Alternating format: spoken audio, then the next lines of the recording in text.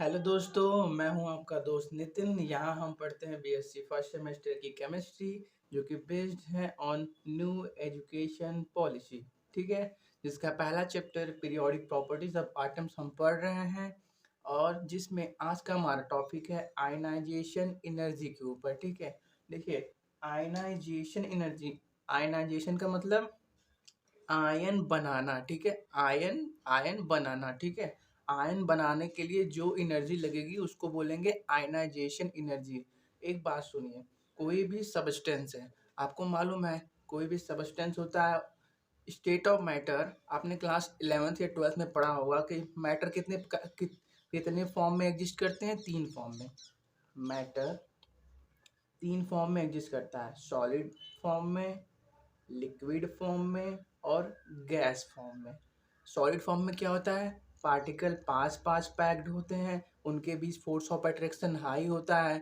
Liquid state में क्या होता है, पार्टिकल हल्का दूर पैक होते हैं, लेकिन इनमें भी फोर्स ऑफ अट्रैक्शन हाई होता है, इसलिए लिक्विड स्टेट में मूव कर सकते हैं। और गैस में क्या होता है, पार्टिकल बहुत दूर दूर होते हैं। ठीक है, इनमें फोर्स ऑफ अट्रैक्शन बहुत कम होता है, इनमें मूव करने की टेंडेंसी गैसेस पार्टिकल में बहुत ज़्यादा ज़्यादा होती है। तो एक बात सुनिए, अगर कोई सब्सटेंस है अपने सॉलिड स्टेट में है, तो यहाँ से आप इसको आयनाइजेशन एनर्जी देख के इसको आयनाइज कर सकते हैं? नहीं कर सकते। क्यों? क्योंकि सॉलिड स्टेट में, सॉलिड सॉलिड जब स्टेट में अपने होगा कोई पार्टिकल, उसको तोड़ने के लिए एनर्जी बहुत ज़्यादा लगेगी। ठीक है, इसीलिए जब आयनाइजेशन एनर्जी सिर्फ हम गैसेस स्टेट का ही पढ़ते हैं।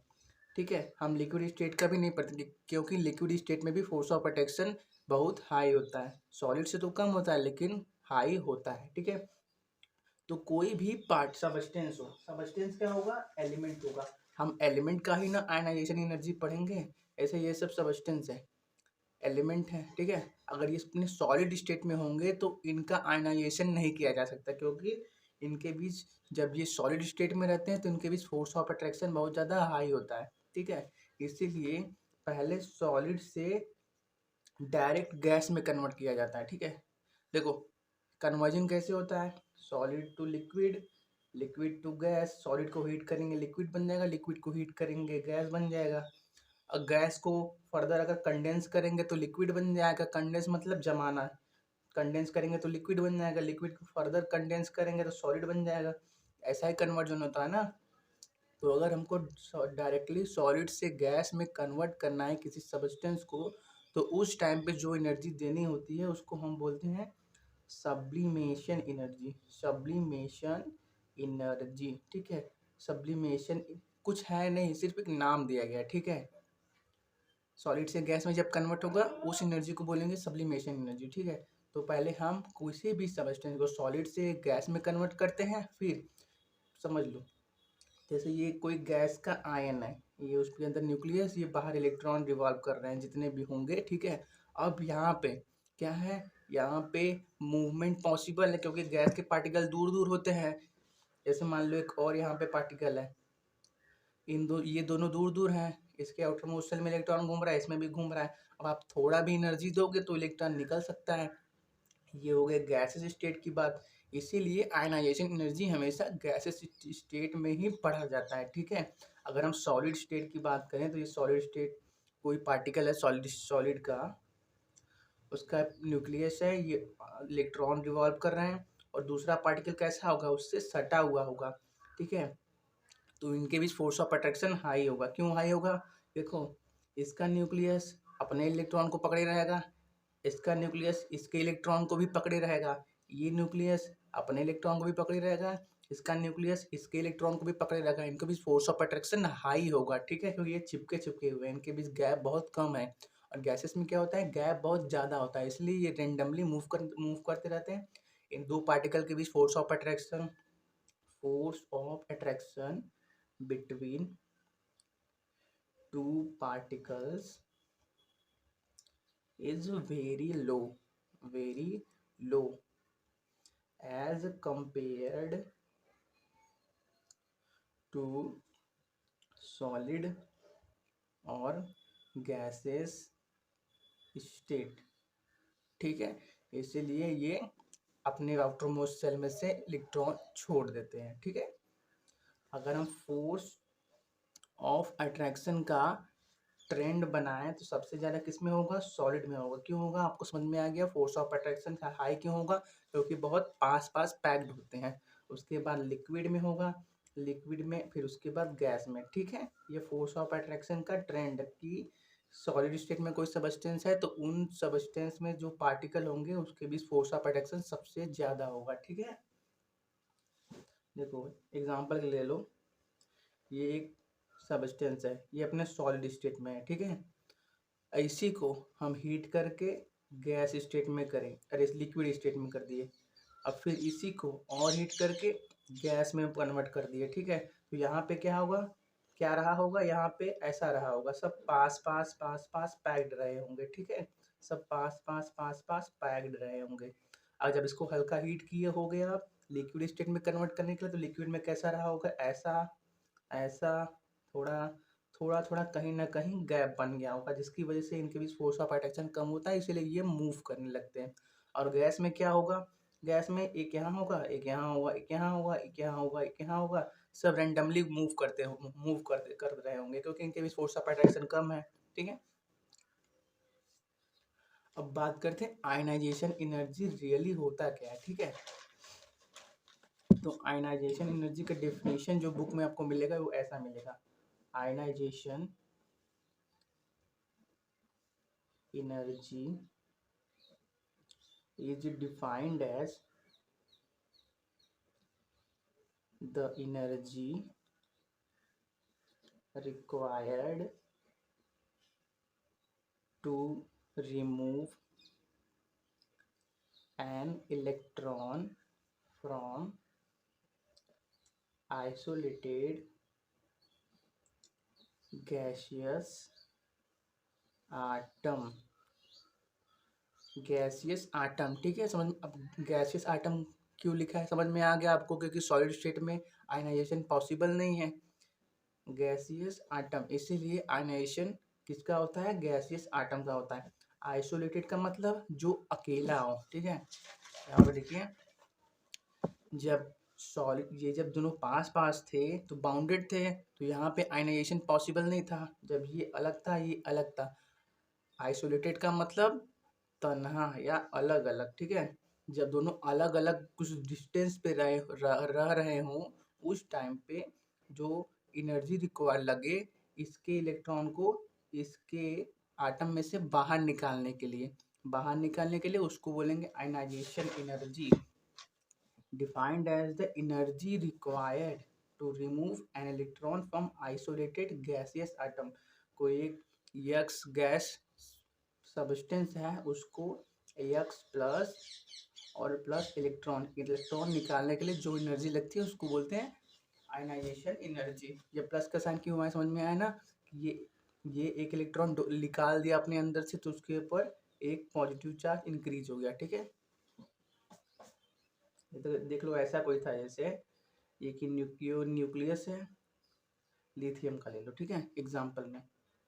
ये लिथियम का न्यूक्लियस, लिथियम का एटॉमिक नंबर कितना होता है 3। पहले सेल में कितने इलेक्ट्रॉन होंगे, 2 इलेक्ट्रॉन। दूसरे सेल में कितना इलेक्ट्रॉन होगा, 1 इलेक्ट्रॉन। और एक बात याद कर लेना, आयनाइजेशन एनर्जी हमेशा आउटर, सबसे पहले आउटर मोस्ट सेल से होगा, first occur in in from outer most shell electron. ऐसा नहीं कि आयनाइजेशन करना है तो आप ये अंदर वाले को निकाल लो, ऐसा पॉसिबल नहीं है। हमेशा जो सबसे दूर रहेगा उसी में से इलेक्ट्रॉन पहले निकलेगा, तो ये दूर पर है, तो हम अगर आयनाइजेशन इसका करेंगे, ये अपने गैसेस स्टेट में है, तो कैसा हो जाएगा, ये लिथियम का न्यूक्लियस, पहला शेल में 2 इलेक्ट्रॉन, आयनाइजेशन का मतलब हमने एक इलेक्ट्रॉन निकाल दिया, तो ये जो इलेक्ट्रॉन निकला होगा जो अलग से यहाँ पे आ जाएगा, ये यहाँ पर है और किसी के साथ और बॉन्ड बना सकता है, ठीक है। ये Li प्लस हो गया, और ये क्या था, Li गैस था, ये Li प्लस का गैस हो गया, ठीक है। और आयनाइजेशन एनर्जी को हम ऐसे भी डिफाइन कर सकते हैं, the minimum minimum energy required to remove the most loosely bounded electron from the isolated gaseous atom। ठीक है, मोस्ट लूजली, जो बहुत हल्के से बंधा हो, हल्के फोर्स से बना हो। किस कौन से फोर्स? न्यूक्लियस से, और उसके बीच जो फोर्स हो वो बहुत हल्का हो। हल्का कब होगा? जब वो दूर पे होगा। ठीक है, मोस्ट लूजली, जो हल्का सा ही पुश करने पे उस सेल, उस आटम को छोड़ दे। ठीक है, अब आयनाइजेशन एनर्जी को मेजर किस यूनिट में किया जाता है? तो देखिए, यूनिट टू मेजर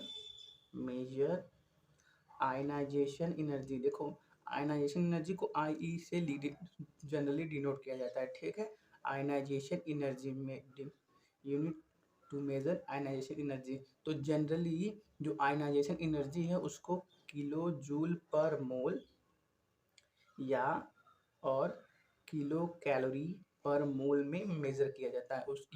ये दो कॉमन यूनिट है किसका? आयनाइजेशन एनर्जी का। ठीक है, यहाँ से एक इलेक्ट्रॉन निकालें। ठीक है, तो इसको बोलते हैं हम फर्स्ट आयनाइजेशन एनर्जी।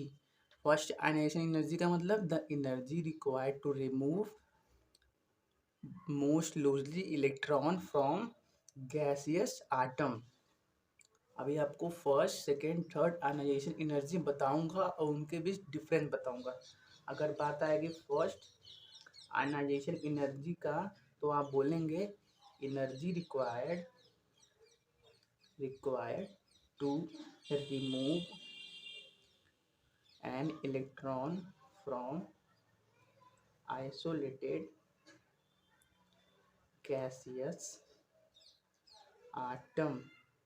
ठीक है, पहला इलेक्ट्रॉन लिथियम में से निकल गया था, अब फिर से ये लिथियम में जो Li+ को बनाओ। ठीक है, ये लिथियम का Li+ का न्यूक्लियस, ये उसके पहले सेल में 2 इलेक्ट्रॉन थे।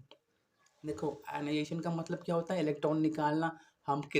हम मैक्सिमम कितने भी इलेक्ट्रॉन निकाल सकते हैं, जितना है उतना पूरा निकाल सकते हैं, लेकिन बारी बारी निकालना होगा। ठीक है, तो जो पहला इलेक्ट्रॉन निकालने के बाद जब हम दूसरा इलेक्ट्रॉन निकालेंगे अंदर वाले सेल से, अब यही वैलेंस सेल बन गया, क्योंकि अब बाहर कोई सेल है नहीं, तो यही वैलेंस सेल बन गया, आउटर मोस्ट सेल। ठीक है, तो इसमें से जब इलेक्ट्रॉन निकालेंगे तो कैसा दिखेगा? ये उसका न्यूक्लियस, ये एक इलेक्ट्रॉन बचेगा, इसको क्या बोलेंगे? Li++। कि इसमें से लिथियम के आटम में से 2 इलेक्ट्रॉन निकल चुका है। ये भी गैसेस फॉर्म में था, ये भी गैसेस फॉर्म में होगा। ठीक है, तो इसको बोलते हैं, जब कोई पॉजिटिव कैटायन से इलेक्ट्रॉन निकाला जाए तो उसको बोलते हैं सेकेंड आयनाइजेशन एनर्जी। तो सेकेंड आयनाइजेशन एनर्जी को कैसे डिफाइन करोगे? The energy required to remove an electron from gaseous cation। जब इसके ऊपर पॉजिटिव चार्ज बनता है तो क्या होता है? कैटायन। ये देखो, यहाँ पे क्या था? ये आटम था। Energy required to remove an electron from isolated gaseous atom. ये आटम था, एक इलेक्ट्रॉन निकाला तो क्या बन गया? कैटायन। पॉजिटिव चार्ज वाला क्या बनता है? कैटायन। तो सेकेंड आयनाइजेशन एनर्जी का डेफिनेशन क्या होगा? Energy required to remove an electron from gaseous cation. Gaseous cation था, इसमें से इलेक्ट्रॉन निकालने के लिए जो एनर्जी रिक्वायर्ड होगी उसको बोलेंगे सेकेंड आयनाइजेशन एनर्जी। और एक बात बताओ, देखो यहाँ पे क्या था? 3 इलेक्ट्रॉन 3 प्रोटॉन लिथियम में, 3 इलेक्ट्रॉन एंड 3 प्रोटॉन। यहाँ पे क्या है? यहाँ पे 3 प्रोटॉन एंड 2 इलेक्ट्रॉन। तो आपको एक बात इफेक्टिव न्यूक्लियर चार्ज में बहुत अच्छे से बताया था कि जितना ज़्यादा प्रोटॉन होगा उतना ज़्यादा फोर्स ऑफ अट्रैक्शन होगा। तो यहाँ पे 3 इलेक्ट्रॉन 3 प्रोटॉन थे, फोर्स ऑफ अट्रैक्शन हुआ किसके बीच, इलेक्ट्रॉन्स के बीच और न्यूक्लियस के बीच, ठीक है। तो यहाँ पे 3 इलेक्ट्रॉन 3 प्रोटॉन हैं, तो यहाँ पे क्या होगा, बराबर से सब पे डिस्ट्रीब्यूट होगा। और effective nuclear charge, effective nuclear charge एकदम डिटेल में समझा दिया हूँ, अगर आपको देखना है तो आप चैनल पे है देख सकते हैं। इफेक्टिव न्यूक्लियर चार्ज क्या था, न्यूक्लियस और आउटर मोस्ट सेल के बीच, आउटर मोस्ट सेल में जो इलेक्ट्रॉन है उसके बीच का फोर्स ऑफ अट्रैक्शन को क्या बोलते हैं हम, इफेक्टिव न्यूक्लियर चार्ज, ठीक है। तो यहाँ पे इफेक्टिव न्यूक्लियर चार्ज मान लीजिए यक्स था, ठीक है। इसका डिस्टेंस मान लीजिए आर है, इसका और न्यूक्लियस का, आउटर मोस्ट सेल में जो इलेक्ट्रॉन है उसका और इसका डिस्टेंस आर है। तो उस टाइम पे जो इफेक्टिव न्यूक्लियर चार्ज था, जो फोर्स था वो एक्स था। और यहाँ पे आइए, यहाँ पे ये न्यूक्लियस बीच में है, एक इलेक्ट्रॉन निकाला जा चुका है तो ये डिस्टेंस कम हो गया।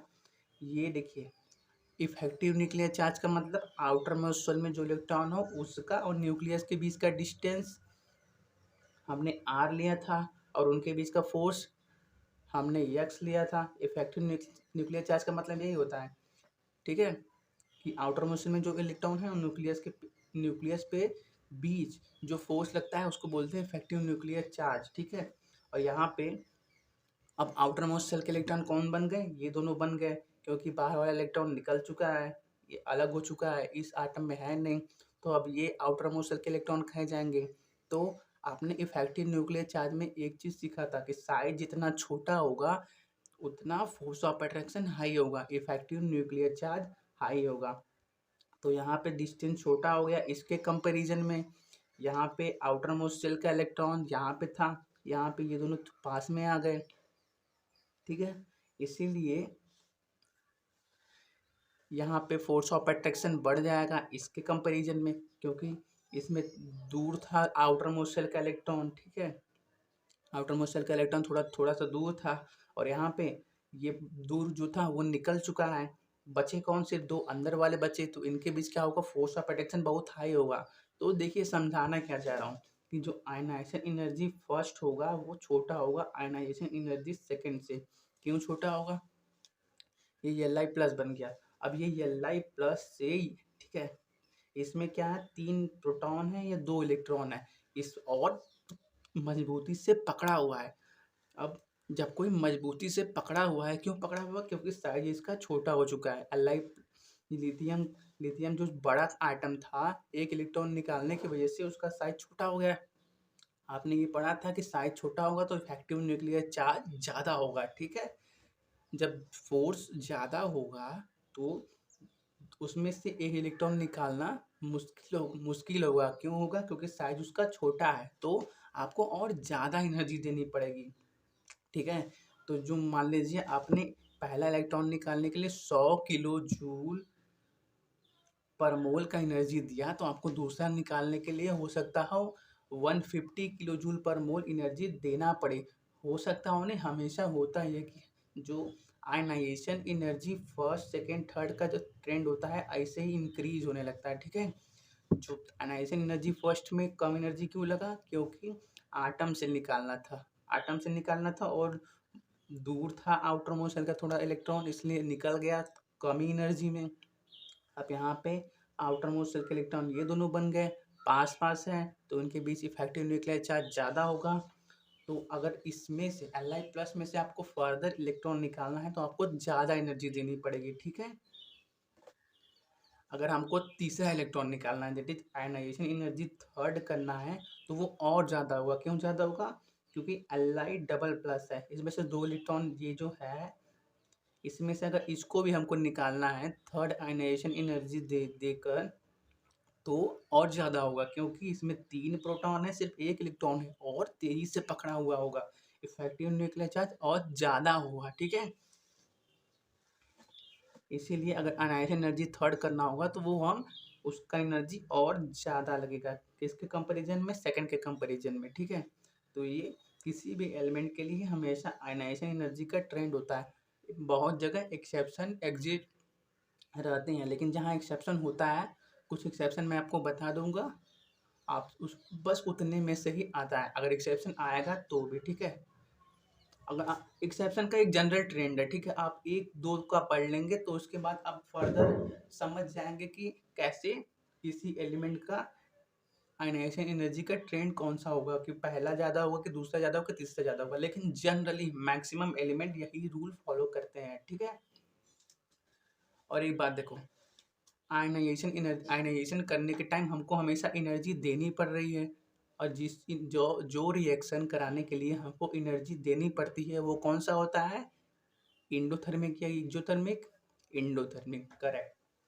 देखिए, हमें यहाँ से इलेक्ट्रॉन निकालने के लिए एनर्जी देनी पड़ी, यहाँ से निकालने के लिए एनर्जी देनी पड़ी, अगर यहाँ से निकालना है थर्ड थर्ड आयनाइजेशन एनर्जी हमको देनी पड़ेगी, इसीलिए energy,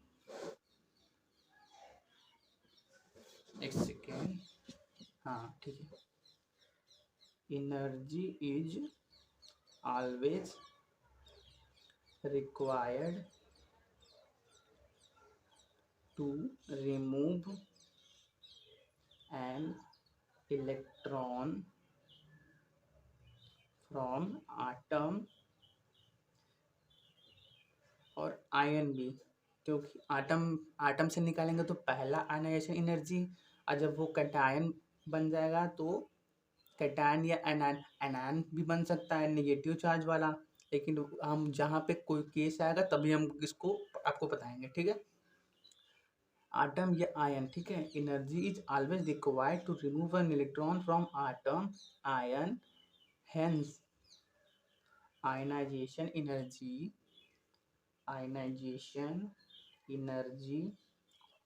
is always endothermic, always endothermic। Endothermic क्या होता है, जो रिएक्शन कराने के लिए हमको एनर्जी देनी पड़ी।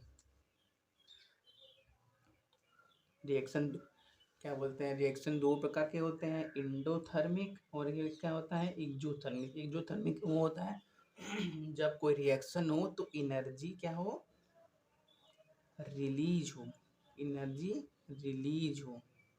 अब वो रिएक्शन अपने आप हो जाएगा, ठीक है, एनर्जी रिलीज हो और रिएक्शन अपने आप हो जाएगा तो एक्स्ट्रा एनर्जी रिलीज हो जाएगा, ठीक है। और एक्सोथर्मिक क्या होता है, जो रिएक्शन कराने के लिए हमको एनर्जी देनी पड़े, energy is needed to do reaction, reaction करने के लिए हमको एनर्जी देना पड़ेगा, जरूरत होगा, नीडेड माने जरूरत, उसको बोलते हैं इंडोथर्मिक रिएक्शन, ठीक है। आपको ये बात समझ में आ गया कि हमें मैक्सिमम टाइम पे आयनाइजेशन एनर्जी सेकेंड ज़्यादा होगा आयनाइजेशन एनर्जी फर्स्ट से, ठीक है। क्यों, क्योंकि आयनाइजेशन एनर्जी फर्स्ट आटम से निकालना था, आयनाइजेशन एनर्जी सेकेंड लिथियम के कैटायन से निकालना है, पॉजिटिव चार्ज वाले से 3 proton 2 electron, force of attraction high होगा, ठीक है। और अगर थर्ड आयनाइजेशन एनर्जी का बात करें तो इसमें सिर्फ 1 इलेक्ट्रॉन 3 प्रोटॉन है, पॉजिटिव चार्ज बहुत ज़्यादा है, इसलिए इसका वैल्यू और ज़्यादा होगा, ठीक है। अब बात करते हैं factors on which ionization energy depend. एक सेकेंड, चाय पी लें।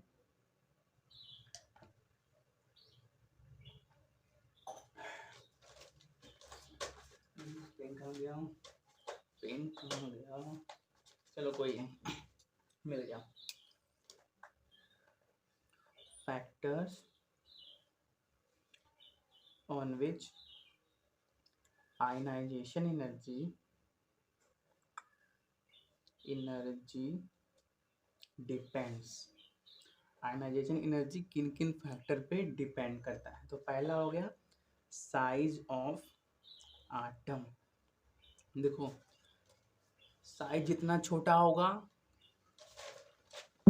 साइज यहाँ पे बड़ा है, यहाँ पे छोटा हो गया, साइज छोटा होगा तो क्या होगा, इफेक्टिव न्यूक्लियर चार्ज ज़्यादा होगा, इफेक्टिव न्यूक्लियर चार्ज ज़्यादा होगा तो क्या होगा, फोर्स ऑफ अट्रैक्शन ज़्यादा होगा, इसीलिए साइज स्मॉलर तो आयनाइजेशन एनर्जी क्या होगा, मोर, आयनाइजेशन एनर्जी ज़्यादा लगेगा, ठीक है। अगर साइज बिगर तो क्या होगा, आयनाइजेशन एनर्जी लेस हो, कम लगेगा, less more required, less required.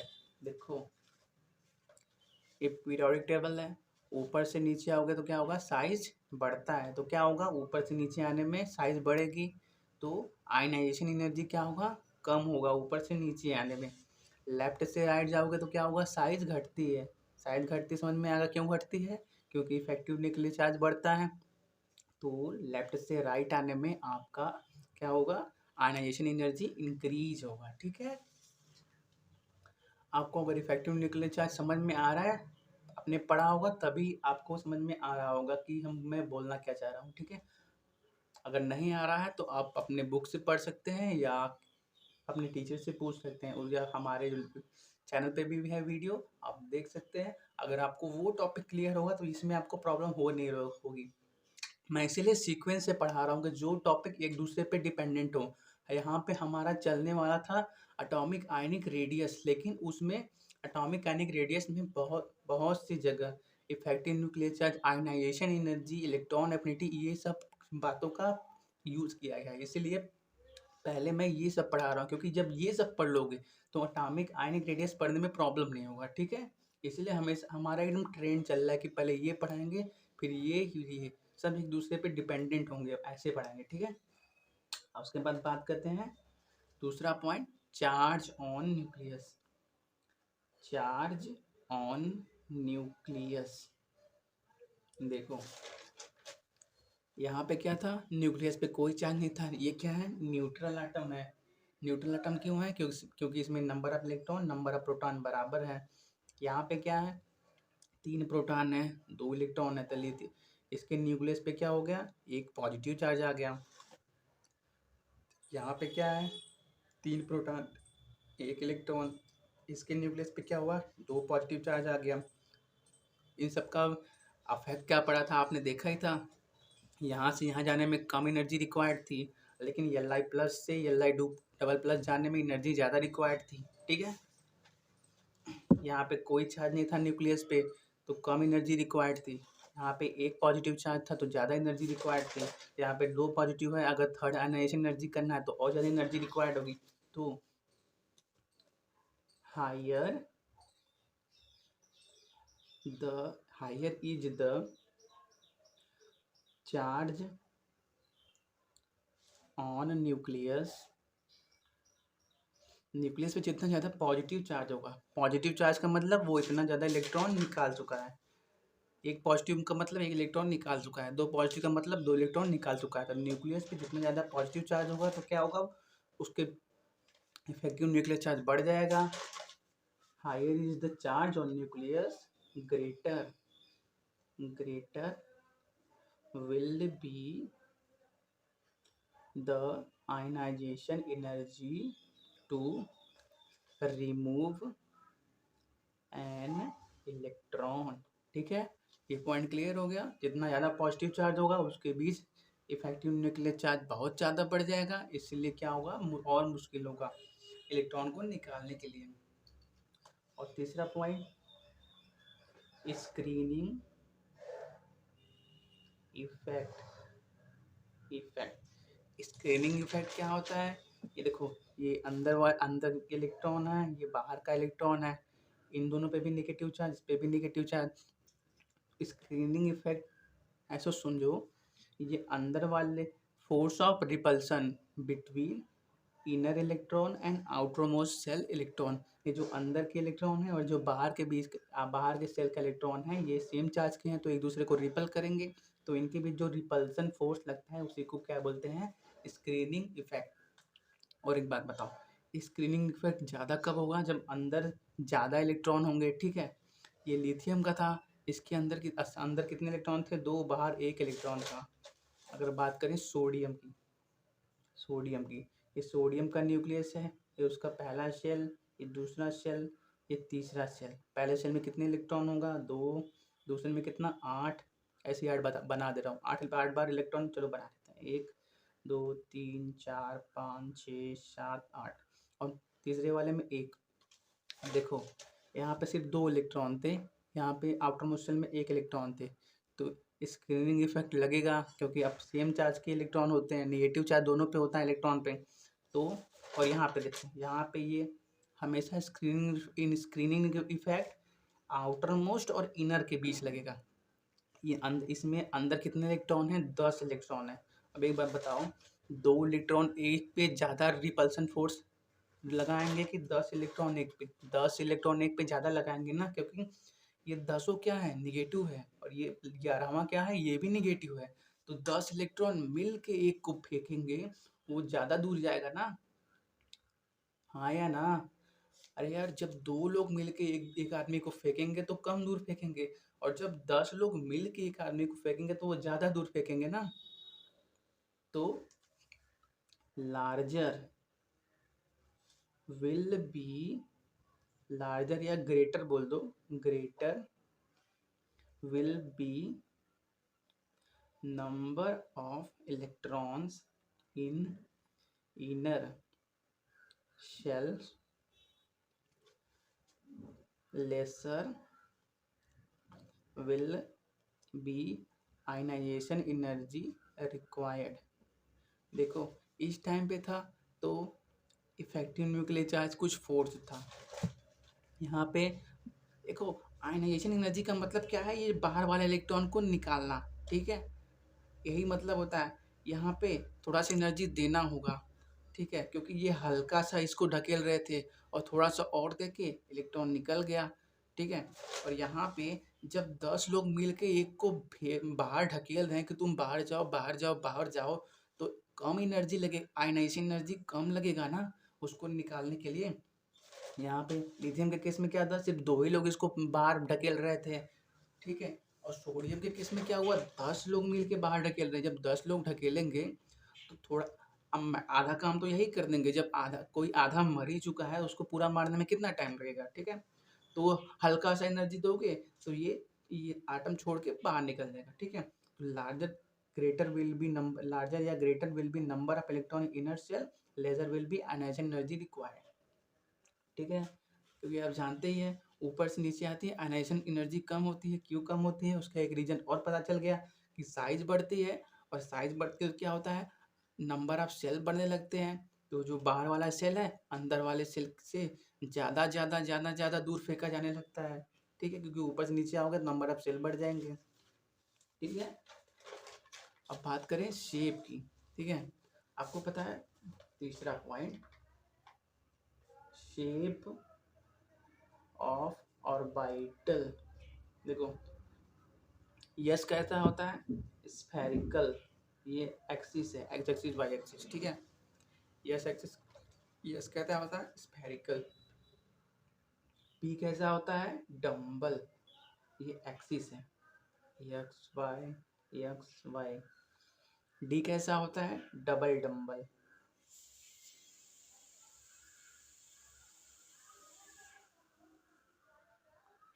Double dumbbell होता है। और एफ कैसा होता है? एफ का कोई फिगर नहीं है, वो डिस्टॉर्टेड ऑक्टाहेड्रल होता है, ठीक है।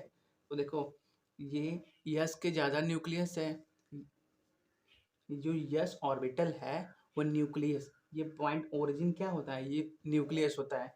ये जो पॉइंट है न्यूक्लियस, यस ऑर्बिटल क्या है? न्यूक्लियस से ज़्यादा पास है। पी क्या होता है? उससे हल्का सा दूर होता है। हम कैसे फिल करते हैं? यस पी डी एफ, ऐसे ना फिल करते हैं। और जब बाहर जाते हो तो एनर्जी बढ़ती है, इन सब का ऑर्बिटल का एनर्जी बढ़ने लगती है। क्यों? क्योंकि ये दूर होने लगते हैं। देखो, आपको दिमाग में आना चाहिए कि ये पास में है तो इसका एनर्जी जाना देखो, इलेक्ट्रॉनिक कन्फिग्रेशन हम कैसे करते हैं? 1s, फिर 2s, फिर 2p। आपको ये पूछना चाहिए कि ये न्यूक्लियस के पास में है तो इसका एनर्जी ज़्यादा होना चाहिए, ठीक है।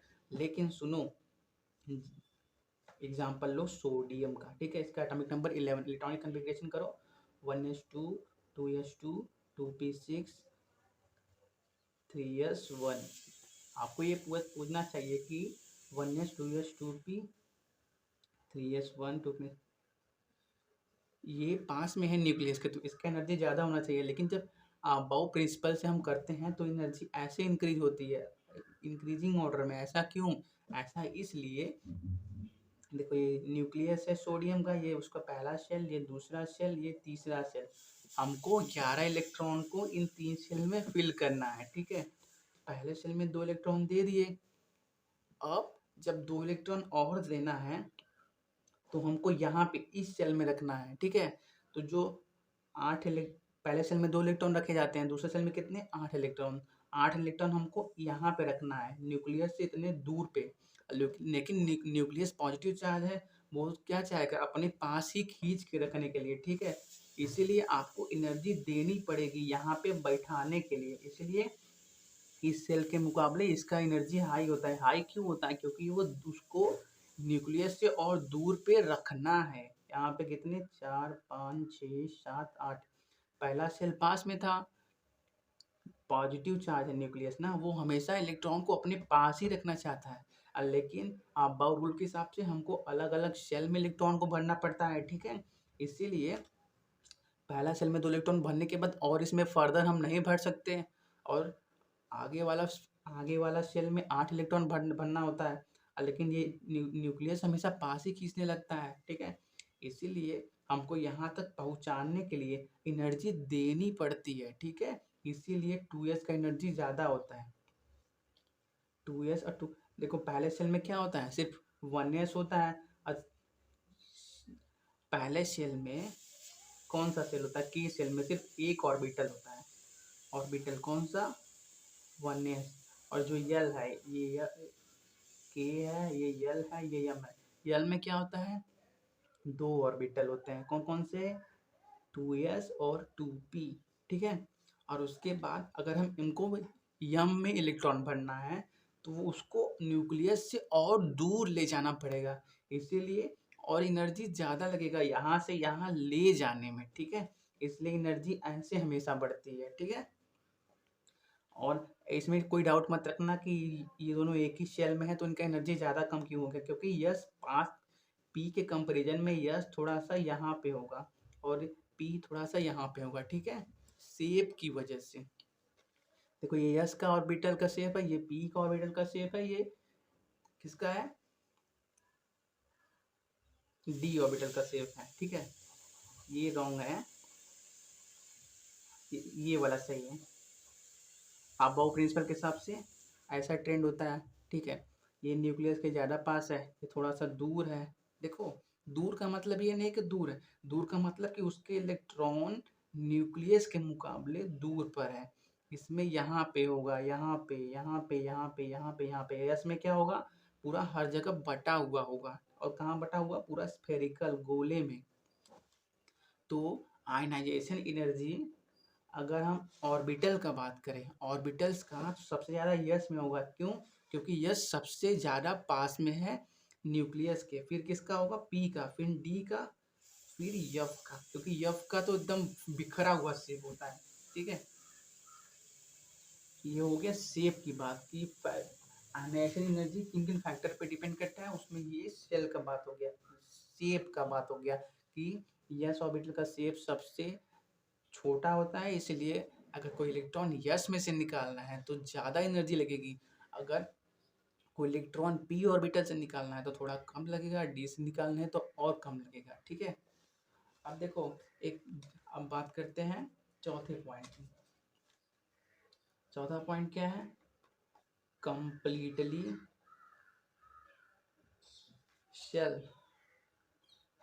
सेल्स कंप्लीटली और हाफ कंप्लीटली सब सेल्स। सेल का मतलब क्या होता है, KLMN। सब सेल का मतलब क्या होता है, SPDF, ठीक है। अब एक एग्जांपल से बताओ, ठीक है। लेफ्ट से राइट जाने में क्या होता है, साइज डिक्रीज होती है, ठीक है। तो होना क्या चाहिए कि आयनाइजेशन एनर्जी ऐसे बढ़ना चाहिए, ठीक है। एक एग्जांपल लो कि बेरिलियम यहाँ पे है, उसके बाद कौन सा है, बोरान है। तो होना क्या चाहिए कि बेरिलियम का आयनाइजेशन एनर्जी कम होना चाहिए, बोरान का ज़्यादा होना चाहिए। लेकिन एक पॉइंट ऑफ नोट में डाल लो, स्टेबिलिटी जब हम इलेक्ट्रॉनिक कन्फिग्रेशन करते हैं तो इलेक्ट्रॉनिक कन्फिगुरेशन करते टाइम स्टेबिलिटी टू टाइप की होती है। दो प्रकार से हम स्टेबिलिटी को मैक्सिमम मानते हैं। कब? जब कोई ऑर्बिटल पूरा मान लो ये यस ऑर्बिटल है, इसको हम मोस्ट स्टेबल कब मानेंगे? जब दो जगह पे, जब ये या तो पूरा भरा हो या तो हाफ फिल्ड हो। अगर पी का बात करें, पी में कितने ऑर्बिटल होते हैं? 3। जब पी पूरा भरा हो तब इसको हम स्टेबल मानेंगे। अगर पी पूरा हाफ फिल्ड हो उस टाइम पे भी इसको हम मैक्सिमम स्टेबल मानेंगे। ठीक है, जब या तो फुल फिल्ड हो या तो हाफ फिल्ड हो, उस टाइम पे स्टेबिलिटी मैक्सिमम होती है। डी ऑर्बिटल का बात करें, डी में कितने ऑर्बिटल होते हैं? 5। 1 2 3 4 5। अगर डी में 1 2 3 4 5 6 7 8 9 10, डी पूरा भरा हो तो भी स्टेबल होता है। अगर डी पूरा हाफ फिल्ड हो, हाफ फिल्ड माने एक एक इलेक्ट्रॉन भरे हैं, ठीक है, उस टाइम पे भी इसका स्टेबिलिटी हाई होता है। ठीक है, यफ का बात करें तो यफ में कितने होते हैं? 7 ऑर्बिटल होते हैं। 7 ऑर्बिटल में कितने? 14 इलेक्ट्रॉन भरे जा सकते हैं। अगर 14 इलेक्ट्रॉन भरा हो तो उसका स्टेबिलिटी अच्छा होगा। अगर सब हाफ फिल्ड हो, एक एक सब में भरा हो, 7 हो, तो भी वो स्टेबल होगा। तो हम कहाँ पे थे? एग्जाम्पल पर थे बेरिलियम और बोरान पे। ठीक है, तो जनरल ट्रेंड क्या होना चाहिए कि बेरिलियम का साइज बड़ा है, बोरान का साइज छोटा है, तो बेरिलियम का आयनाइजेशन एनर्जी कम होना चाहिए। किसके कंपैरिजन में? बोरान के कंपैरिजन में। देखो, अगर क्वेश्चन सिर्फ ये पूछ रहा हो कि आयनाइजेशन एनर्जी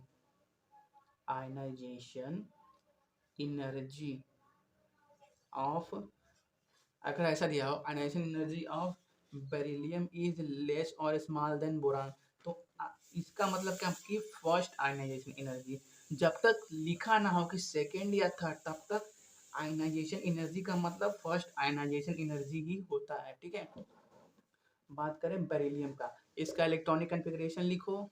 बेरिलियम का एटॉमिक नंबर 4, 1s2 2s2। अब बोरान का बात करूं, atomic number 5, electronic configuration 1s2 2s2 2p1। इसका ये अंदर का सेल हो गया, ये बाहर का हो गया। ये अंदर का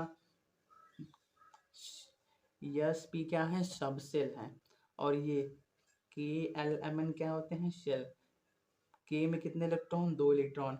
ये 2 इलेक्ट्रॉन, ये अंदर का इलेक्ट्रॉन हो गया, अंदर का शेल हो गया। ये बेरिलियम का बात कर रहे हैं। ठीक है, और उसके बाद यल में कितना बचा है? 2 इलेक्ट्रॉन भरा जाएगा, क्योंकि 2 इलेक्ट्रॉन बचा है। अगर बोरॉन की बात करें तो के में कितना है? 2 है, और यल में कितना है? 2 1 3 है। एक बात बताओ, आपको क्या बताया था कि शेप के हिसाब से एनर्जी इस ऑर्डर में घटती है। सबसे ज़्यादा यस का होता है, फिर पी का होता है। और अगर बेरिलियम की बात करें, 1s2 2s2 पूरा फील्ड है, स्टेबिलिटी हाई है। बोरॉन की बात करें, 1s2 2s2 2p1। देखो, बेरिलियम का साइज बड़ा है, यहाँ पे, ये यहाँ पे है, बोरान यहाँ पे है। यहाँ से आने में साइज घटती है, आपको मालूम है, क्योंकि इफेक्टिव न्यूक्लियर चार्ज बढ़ता है। फिर भी बेरिलियम के केस में स्टेबिलिटी पूरा, जो इलेक्ट्रॉन्स हैं पूरे फील्ड हैं। और एक बात नोट में डाल लो, अगर हाफ फील्ड और दोनों, इन दोनों में कंपैरिजन करना हो कि हाफ फील्ड या फुल फील्ड में कौन मोस्ट स्टेबल होगा, तो जो फुल फील्ड होगा वो ज़्यादा स्टेबल होगा। किसके कंपैरिजन में? हाफ फील्ड के कंपैरिजन में। यहाँ पे पूरा भरा हुआ है, और यहाँ पे देखो, आयनाइजेशन, अगर हमको आयनाइजेशन करना है तो इलेक्ट्रॉन बेरिलियम के केस में से कहाँ से निकालना होगा? यहाँ से। और अगर हमको बोरान से करना है तो इलेक्ट्रॉन कहाँ से निकालना होगा? यहाँ से, 2p1 से आउटर मोस्ट इलेक्ट्रॉन निकालते हैं। ठीक है, क्योंकि ये तो फुल फील्ड है, इसमें से इलेक्ट्रॉन निकाल नहीं सकते। ये हाफ फील्ड है तो इसको निकाल सकते हैं। तो एक बात बताओ, जो पेयर्ड है तो पेयर्ड स्टेबल होते हैं, तो ये इलेक्ट्रॉन जल्दी नहीं देगा। और ये अकेला है, ये सोचेगा हल्का कोई हमको ले ले, हमसे बाउंड कर ले, हम किस हमसे क्या कर ले, शेयरिंग कर, अगर शेयरिंग करके हमको कोवैलेंट बॉन्ड में कन्वर्ट कर दे, या तो हमको ले ले और क्या बना दे, आयनिक बॉन्ड बना दे, ठीक है। तो यहाँ पे बेरिलियम का फर्स्ट आयनाइजेशन एनर्जी ज़्यादा होगा किससे, बोरान से। क्यों ज़्यादा होगा, क्योंकि अगर हमको आयनाइजेशन एनर्जी फर्स्ट करना है, इसका मतलब क्या, एक इलेक्ट्रॉन निकालना है। बेरिलियम से निकालेंगे तो इसमें से इस वाले ऑर्बिटल से निकालना पड़ेगा, और ये ऑर्बिटल क्या है, फुल फिल्ड है। अगर बोरान से निकालना है तो इस वाले 2p ऑर्बिटल से निकालना होगा। इसमें कितने इलेक्ट्रॉन है, एक इलेक्ट्रॉन है। अब जो फुल फील्ड है उसका स्टेबिलिटी हाई होता है, ठीक है, इसीलिए इसका इसके कंपैरिजन में इसका आयनाइजेशन एनर्जी कम होगा, ठीक है। तो एक्सेप्शन में ये पॉइंट याद कर लो, एक्सेप्शन कि आयनाइजेशन एनर्जी फर्स्ट अगर कुछ नहीं दिया है तो इसका मतलब आयनाइजेशन एनर्जी फर्स्ट ही, आयनाइजेशन एनर्जी का मतलब ionisation energy first. Ionization energy first beryllium का ज़्यादा होता है बोरॉन से, ठीक है। जनरली क्या होता है, left to right ionisation energy increase होती है, लेकिन यहाँ पे एक्सेप्शन आ जाता है, ठीक है। अगर हमको दूसरा, मान लो अब यहाँ पे पहला आयनाइजेशन एनर्जी हो गया, बेरिलियम अपने प्लस स्टेट में चला गया और बोरॉन भी प्लस स्टेट में चला जा गया, तो उस टाइम पे इलेक्ट्रॉनिक कन्फिग्रेशन कैसा रहा होगा, 1s2, और यहाँ पे कितना, 2s में एक इलेक्ट्रॉन बचा होगा। अब बोरॉन के केस में 1s2, और इसमें क्या, 2s में कितने, दो, और ये 2p तो खाली हो गया होगा, क्योंकि खाली है तो बनाने का कोई मतलब है नहीं, ठीक है। अगर हमको आयनाइजेशन एनर्जी सेकेंड करना है, मतलब दूसरा इलेक्ट्रॉन निकालना है, तो आप बताओ बेरिलियम का ज़्यादा होगा कि बोरॉन का ज़्यादा होगा। अब देखो, इसमें से अगर इलेक्ट्रॉन निकालना है तो इसको इसमें से निकालना पड़ेगा, क्योंकि ये तो अंदर वाला है, ये यम सेल है ना, इसमें से, ये यल सेल है, इसमें से निकालोगे, और इसके केस में इसमें से निकालोगे। अब यहाँ देखो, ये फुल फील्ड है, इसमें से इलेक्ट्रॉन निकालना ज़्यादा एनर्जी लगेगा, और ये क्या है, हाफ फील्ड है, इसमें से इलेक्ट्रॉन निकालना कम एनर्जी लगेगा। तो अगर आयनाइजेशन एनर्जी सेकेंड की बात करें तो बोरॉन का ज़्यादा होता है बेरिलियम से, ठीक है। अगर कुछ नहीं दिया है कि सिर्फ ये पूछा है ionization energy of boron is greater than और लेस देन बेरिलियम, तो उसका मतलब फर्स्ट आयनाइजेशन एनर्जी। अगर आपको लिख के दे दिया, देखो इसमें डाउट में मत रहना कि बुक में अगर पेपर में क्वेश्चन पूछा तो हमेशा वो आयनाइजेशन वर्ड का ही यूज करते हैं, और आयनाइजेशन वर्ड का मतलब ही है फर्स्ट आयनाइजेशन एनर्जी, ठीक है। अगर आपसे सेकेंड या थर्ड लिख के पूछे कि आयनाइजेशन एनर्जी सेकेंड किसका ज़्यादा होता है, तभी तभी ऐसा करना, ठीक है। वरना यहाँ तक होने के बाद क्वेश्चन आपका सॉल्व हो गया, ठीक है। लेकिन ये भी आपको जानना चाहिए कि हम देखो, अब उल्टा हो गया ना, पहले केस में क्या था, बेरिलियम का ज़्यादा था बोरान से।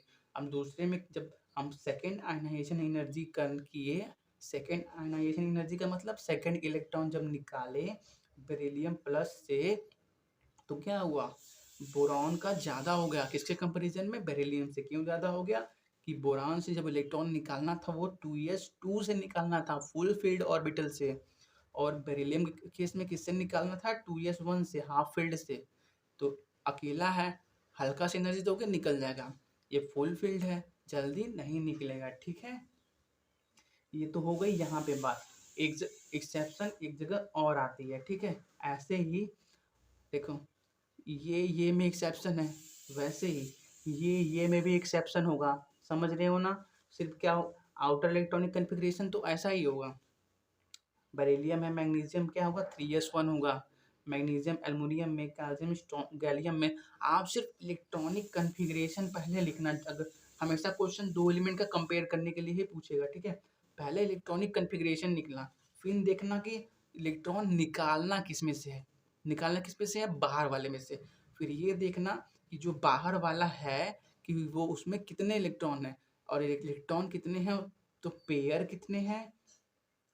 कितने हैं और अनपेयर्ड कितने हैं। तो अनपेयर वाले को निकालने के लिए कम एनर्जी लगती है, ठीक है। इसीलिए ऐसा ट्रेंड चलता है, ठीक है। वैसे तुक्का मत मारना कि क्वेश्चन दे दिया आयनाइजेशन एनर्जी का मैग्नीशियम का ग्रेटर देन एल्युमिनियम और लेस देन एल्युमिनियम। देखो कई बार क्वेश्चन ऐसा पूछेगा कि मैग्नीशियम 3+ का आयनाइजेशन एनर्जी ग्रेटर देन और लेस देन एल्युमिनियम 3+, ऐसा पूछेगा। इसके लिए आपको Mg3+ तक का और Al3+ तक का इलेक्ट्रॉनिक कन्फिग्रेशन करके अलग अलग पहले आयनाइजेशन एनर्जी फर्स्ट का निकालना होगा, फिर सेकंड का, फिर थर्ड का देखना होगा कि किसमें से निकाल रहे हैं। ठीक है, ये सब क्वेश्चन हम बाद में करेंगे। और देखो पहला एक्सेप्शन यहाँ पे आएगा। ठीक है, लेफ्ट से राइट जाने में इस वाले ग्रुप का ये एल्कली अर्थ मेटल और ये बोरान के फैमिली का यहाँ पे एक्सेप्शन आएगा। एक जगह और आएगा जहाँ पे पी ऑर्बिटल हाफ फील्ड होते हैं। पी ऑर्बिटल हाफ फील्ड कब होता है? जब उसमें 3 इलेक्ट्रॉन हो। तो ये 15 और 16 ग्रुप नाइट्रोजन, ऑक्सीजन, लेफ्ट से राइट आओगे तो आयनाइजेशन एनर्जी बढ़ना चाहिए। लेकिन एक एक्सेप्शन यहाँ पे है। और जब नाइट्रोजन से ऑक्सीजन आओगे तो होना क्या चाहिए कि ऑक्सीजन का साइज छोटा है तो ऑक्सीजन का आयनाइजेशन एनर्जी ज़्यादा होना चाहिए, लेकिन कम होता है। क्यों कम होता है? यहाँ देखिए, नाइट्रोजन का इलेक्ट्रॉनिक कन्फिग्रेशन एटॉमिक नंबर कितना? 7, 1s2 2s2 2p3। ऑक्सीजन का atomic number 8, 1s2 2s2 2p4। इसका सबसेल वाला बनाइए, ऑर्बिटल बनाइए। 1s में कितने इलेक्ट्रॉन? 2 इलेक्ट्रॉन। 2s में कितने इलेक्ट्रॉन? 2 इलेक्ट्रॉन। और 2p में कितने इलेक्ट्रॉन? 3 इलेक्ट्रॉन। इसका बनाइए। 1s में कितने इलेक्ट्रॉन? 2 इलेक्ट्रॉन। 2s में कितने इलेक्ट्रॉन? 2 इलेक्ट्रॉन। अब 2p में कितने? 4, 1 2 3 4, 2p। आपको क्या बताया? स्टेबिलिटी 2 प्रकार की होती है, या तो हाफ फील्ड या तो फुल फील्ड। ऐसा मत सोच लेना कि ये तो पेयर्ड है, इसमें से इलेक्ट्रॉन नहीं निकलेगा। देखो अगर हमको पहला आयनाइजेशन एनर्जी करना होगा तो इलेक्ट्रॉन कैसे निकलेगा? हमने इसको कैसे भरा था? पहले इसको भरा, फिर इसको, चौथा वाला ना ये पेयर किया। अगर हमको आयनाइजेशन एनर्जी फर्स्ट करना है, मतलब पहला इलेक्ट्रॉन निकालना है, तो यही ना निकलेगा। अगर नाइट्रोजन का केस का बात करें तो पहले हमने इसको भरा, फिर इसको। अगर हमको पहला इलेक्ट्रॉन निकालना है पहले आयनाइजेशन एनर्जी करने के लिए, तो यही ना इलेक्ट्रॉन निकलेगा। समझे कि नहीं? अब यहाँ पे है क्या? अगर इसमें से एक इलेक्ट्रॉन निकालोगे तो कहाँ से निकालोगे? हाफ फील्ड वाले में से। और इसमें से निकालोगे तो इस वाले में से।